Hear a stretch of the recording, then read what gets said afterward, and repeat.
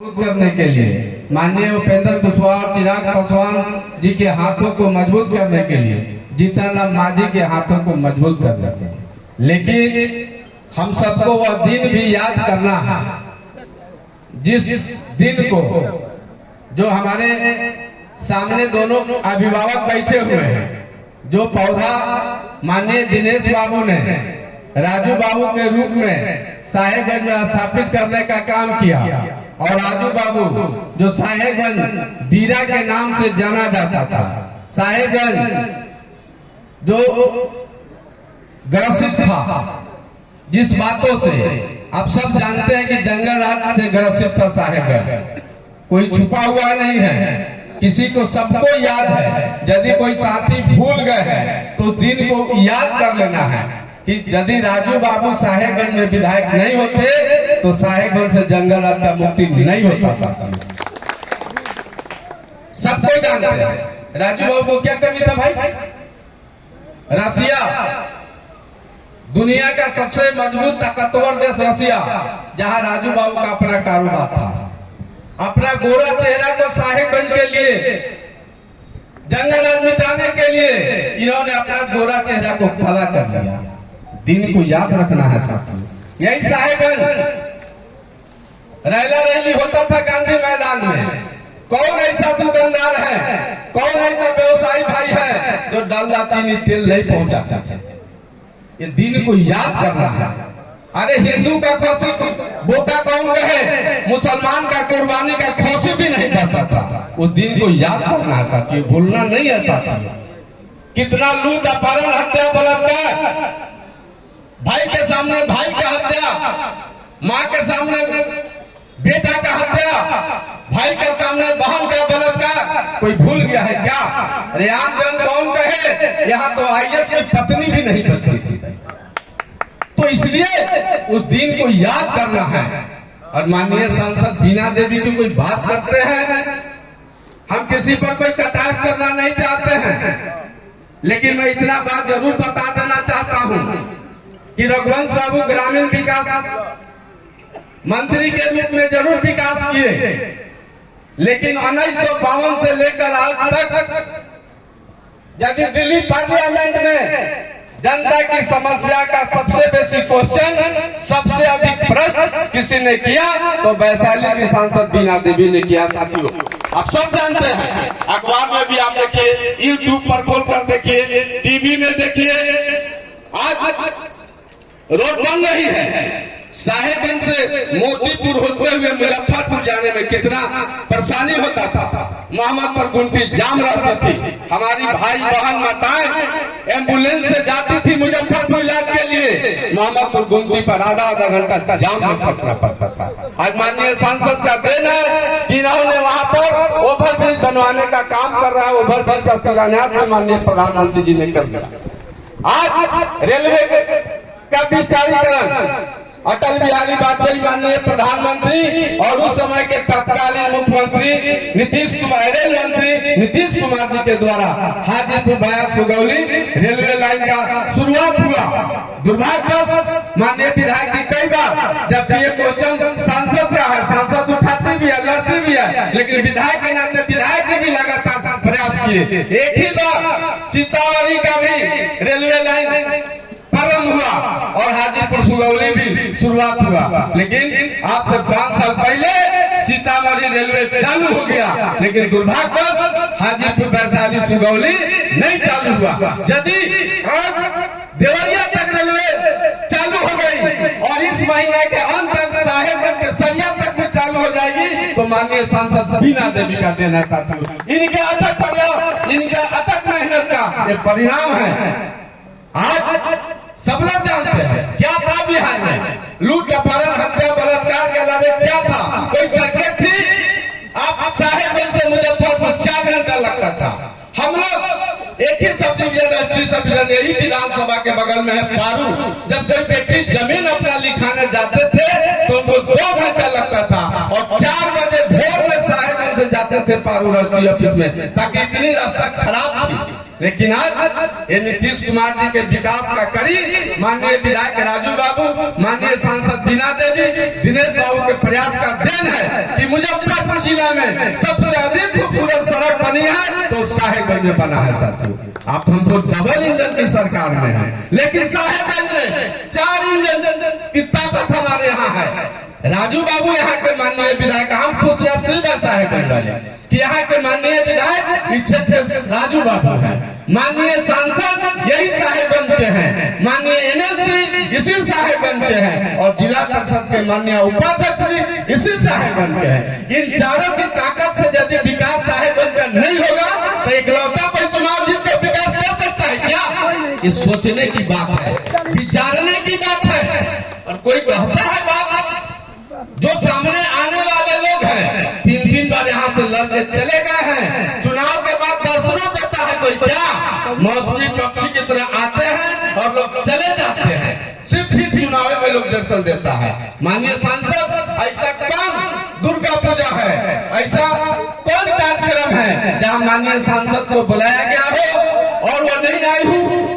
माननीय सांसद हमेशा उपलब्ध रहने का काम किया है, बशर्ते लोकसभा कमेटी का कार्यक्रम रहता है उस समय क्षेत्र में माननीय सांसद नहीं रहती है, तब जाकर के वहां नहीं जाती है। लेकिन अब ये भी शिकायत दूर होगा, ये भी शिकायत आप सबको दूर होगा। दिनेश बाबू भी अब कमर कस चुके हैं, ये तो हमेशा अपने माननीय मुखिया के यहाँ, क्योंकि पंचायती राज के जनप्रतिनिधि है, तो अपने माननीय मुखिया और जिला परिषद के यहाँ जरूर जाते थे। यदि बीमार है या किसी कार्यक्रम में चले गए हैं बाहर, तबे छूटता था इनका न्योता, नहीं तो हमेशा जाते थे। कुछ गेट की समस्या हम इनके सांसद प्रतिनिधि साहेबगंज के हैं, कई शिकायतें हैं तो शिकायतें दूर हो जाएगी, उसमें हम लोग भी दोषी हैं, अपनी बात बराबर जाकर के वहां नहीं पहुंचाएं, इसलिए कुछ छूट गया है। नहीं तो इन देव महतो जी का गेट, कपिल देव साहनी जी का गेट, आपको मनन बाबू का गेट, शिवशरण बाबू का गेट, नवल बाबू का गेट, भगना नाय जी का गेट, भामाशाह जी का गेट, आपको इनका कर्पूरी ठाकुर जी का गेट, संत शिरोमणि रविदास जी का गेट, ये सब माननीय सांसद के संज्ञान में है। और माननीय सांसद का पैसा घटेगा तो माननीय विधायक और एमएलसी हमारे पास है, हमारे साथ है, इन लोगों के भी फंड से बनेगा। लेकिन हम लोग तो अपने महापुरुषों, अपने पूर्वजों को भूलते जा रहे हैं, उसको याद दिलाने का काम माननीय सांसद ने किया है। ये आप बधाई के पात्र हैं। ये लोग जो तकलीफ व्यक्त करते नहीं करना चाहिए। हम लोग भी अपने माता पिता को 13 दिन के बाद 14वां दिन भूल जाते हैं, लेकिन आपका साहेबगंज के लोग, वैशाली के लोग आपका आभारी है कि अपने विभूतियों को, महापुरुषों को, समाज सेवियों को आपने याद करने का काम किया। ये साधारण बात नहीं है साथियों। इसके पहले राजू बाबू ने कई जगह महापुरुषों का मूर्ति लगवाने का काम किया था, दिनेश बाबू ने कई जगह मूर्ति लगवाने का काम किया था। ये सब साधारण बात है, बहुत बड़ी बात है। हम बतासा के लिए मंदिर को नहीं तोड़ने वाले हैं। बतासा मंदिर रहेगा तो बतासा मिलती रहेगी साथियों। इसलिए हम कहना चाहते हैं आप लोगों को कि अब जो गांव के थे मुखिया, वो नीतीश कुमार के राज में हो गए मुखिया, जो न कभी हुए थे पंच, नीतीश कुमार के आरक्षण का दिन है कि वो हो गए हैं सरपंच। और हम जनप्रतिनिधि के लोग दिनेश बाबू के आभारी हैं। ये चुनाव एमएलसी लड़ने आए थे और हम प्रतिनिधियों के बीच इन्होंने वादा किया था कि हम जीत कर जाएंगे तो निश्चित रूप से पंचायत के प्रतिनिधियों का भत्ता बढ़ेगा, वेतन बढ़ेगा, और इस अप्रैल से लागू भी होने जा रहा है पंचायत प्रतिनिधियों का वेतन और भत्ता। तो एक बार हम प्रतिनिधियों से भी आग्रह करेंगे कि दिनेश बाबू ने जो वादा किया था उस सरकार से पूरा करवाने का काम किया है, इसलिए ताली बजाकर दिनेश बाबू का भी सम्मान करिए। एक दो शिकायतें हम जनप्रतिनिधियों का सर है, निश्चित रूप से है। पदाधिकारी बड़ी बारीकी से राजू बाबू और दिनेश बाबू के बीच के दूरी का लाभ उठाता है और उसके शोषण का शिकार हम पंचायती राज के जनप्रतिनिधि होते हैं। तब जनप्रतिनिधिगण इस चीज को आप समझ लीजिए कि राजू बाबू और दिनेश बाबू एक ही लोग हैं। दो नहीं है। दिनेश बाबू स्पष्ट कहते हैं कि पौधा हम लगाए हैं मलाकार, तो पौधा सूखने नहीं देंगे, उस पौधा को पानी पटा करके फलदार बनाएंगे और छायादार बनाएंगे। तो अगला विरासत राजू बाबू को मिलने वाला है। इसलिए हम चाहेंगे माननीय विधायक और माननीय दिनेश बाबू से कि चुनाव के बाद आचार संहिता खत्म हो जाती है तो खास करके यहाँ के त्रिस्तरीय पंचायती राज के जनप्रतिनिधियों का दिनेश बाबू के यहाँ भी मीनाक्षी में भोजन का अलावा बहुत दिन हो गया।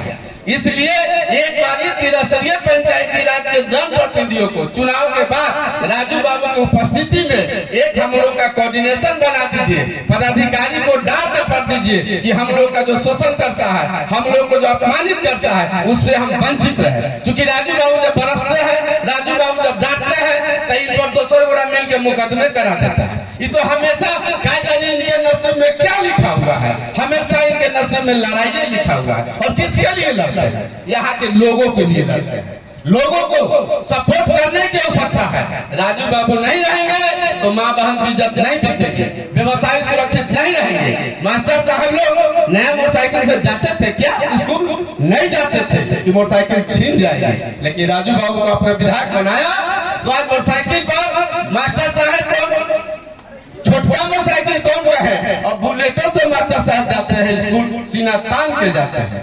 यही इलाका था कि खीर पूरी छीन जाती थी, लोग अपहरण हो जाता था, मोटरसाइकिल छीना जाता था। लेकिन जब से राजू बाबू विधायक बने हैं तब से खीर पूरी कौन रहे, सोनार भी अपना सोना लेके जाता है तो उसको कोई छूने वाला नहीं मिलता है। ये ताकत है आप लोग का दिया हुआ राजू बाबू के साथ। तो जब तक राजू बाबू यहाँ है तब तक किसी को डरने की जरूरत नहीं है। हर तूफान से, हर पहाड़ से टकराने के लिए सक्षम है राजू बाबू। और उनके पीठ पर दिनेश बाबू मैडम बीना देवी का हाथ है साथियों। इसलिए राजू बाबू के भी प्रतिष्ठा का सवाल है साहेबगंज। हर चुकी राजू बाबू के साथ साथ हम साहेबगंज वाले के लिए प्रतिष्ठा का सवाल है, इसलिए कि हमारी सांसद साहेबगंज की है। स्पष्ट मैडम कहती है कि डोली यहाँ आया है तो अब भी यहीं से जाएगा, हम बाहरी नहीं है। इसलिए मैडम हमेशा आपको उपलब्ध रहती है मुजफ्फरपुर में, हमेशा उपलब्ध रहती है दाऊदपुर में। दिनेश बाबू को घर बना लिए दाऊदपुर में, हमेशा उपलब्ध रहते हैं। जो भी शिकायत था, जो भी कमी था, अब इनको घूम करके पता चल रहा है, ये सब अब दूर हो जाएगा। बहुत से लोग सर्वदलीय इनके यहाँ जाते थे, सर्वदलीय काम करते थे, उन सब का परीक्षा की घड़ी आ गई है, सबका हिसाब नोट हो रहा है, सब अपने काम पर खड़ा उतरेंगे।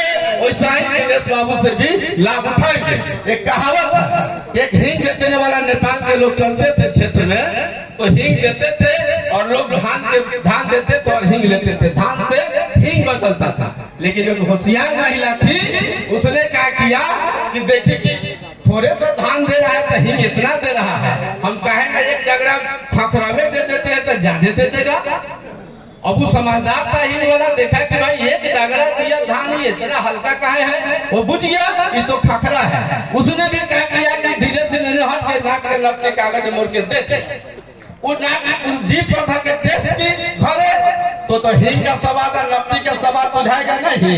वो दौड़ा लाए, कैसा हिंग दे दिया तुम भाई, अब कैसा हिंग दे दिया, गलत है। तो कहा कि जैसन तो हर खाकर को या वैसा नहीं हमारी, जैसे आप धान दिए वैसा हिंग दिए थे। तो दिनेश बाबू भी सबका हिसाब लेंगे।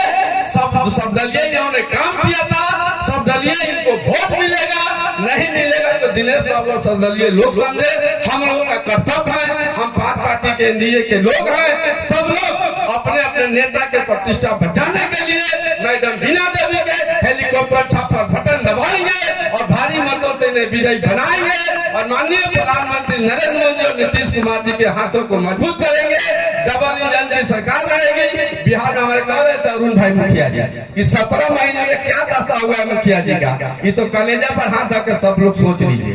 तो डबल इंजन की सरकार आई है, विकास की कड़ी आगे बढ़ी है और माननीय नरेंद्र मोदी जी को हाथ को इसलिए मजबूत करना है कि पहले कांग्रेसी शासन हमारे संस्कृति को समाप्त कर दिया था। हमारी माताएं पर्दा नशीन हुआ करते थे, हमारे भाई फुल कपड़ा पहनते थे, लेकिन कांग्रेसिया हुकूमत सरकार ने बाहरी विदेशी सिस्टम ला दिया, हल्लो हाय दैदी पापा मैंने सिस्टम ला दिया, आधा कपड़ा वाला सिस्टम ला दिया, हमारा संस्कृति समाप्त हो रहा था। लेकिन हम शुक्रगुजार हैं भारत के वासी नरेंद्र मोदी जी का, जिन्होंने भारत की संस्कृति अब दुनिया में बताने का काम किया है और दुनिया के लोग भी पैर छूना शुरू किया है, हाथ जोड़ना शुरू किया है, नमस्कार और प्रणाम करना शुरू कर दिए हैं। और नरेंद्र क्या होता था, भारत के प्रधानमंत्री जब विदेशों में जाते थे तो जूता खोलवा दिया जाता था, जांच के नाम पर कोट खोलवा दिया जाता था, यानी कि भारतीय को अपमानित किया जाता था।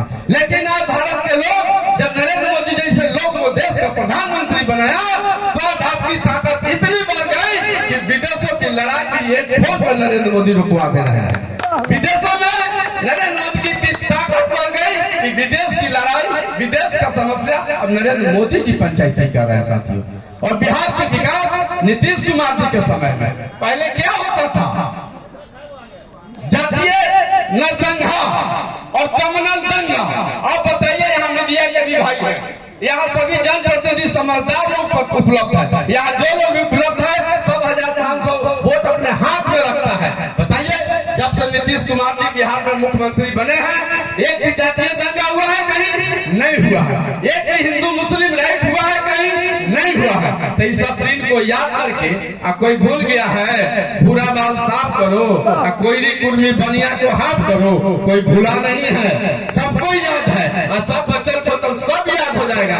मैं इतना ही बात कह करके अपनी वाणी को विराम देता हूँ और आए हुए तमाम लोगों का हार्दिक अभिनंदन और स्वागत करता हूँ और अपने माननीय विधायक जी और दिनेश बाबू को कहते हैं कि फिर से आप थोड़ा मजबूत से ताकत लगाइए ताकि हमारी मैडम, हमारी सांसद बीना देवी पहले 3 लाख के आसपास जीती थी, इस बार 4 लाख से जीतना चाहिए वैशाली का, क्योंकि वैशाली लोकतंत्र की धरती है। दुनिया को ज्ञान का संदेश वैशाली से गया था, लोकतंत्र की स्थापना वैशाली से हुआ था। इसलिए 543 सांसद दिल्ली के सदन में जाता है, उसमें सबसे बड़ा महत्व वैशाली के सांसद का होता है, क्योंकि लोकतंत्र की धरती रही है वैशाली। इसलिए साथियों, मैं कहना चाहता हूं अंत में कि आप सब लोग, मोदी जी का नारा है कि बिहार में 400 और देश में 400 पार, और मैडम को भी जिताना है 4 लाख से। तो इसलिए आप सब लोग अपना कमर कस लीजिए और सब लोग साहेबगंज वासी को बहुत बड़ा जिम्मेवारी है कि आपके क्षेत्र की सांसद है, आपकी प्रतिष्ठा दांव पर है। आप बचे हुए जो शेष 5 विधानसभा है, वैशाली, कांटी, बरुराज और मीनापुर, हम सबको वचन दीजिए कि मैडम बीना देवी आप उस 5 विधानसभा में जाइए। साहेबगंज की लोगों का प्रतिष्ठा आपका प्रतिष्ठा है। हम सब लोग सपना मेहनत करके आपको साहेबगंज विधानसभा से जिताएंगे और राजू बाबू का भी हाथ को मजबूत करेंगे। बहुत बहुत धन्यवाद।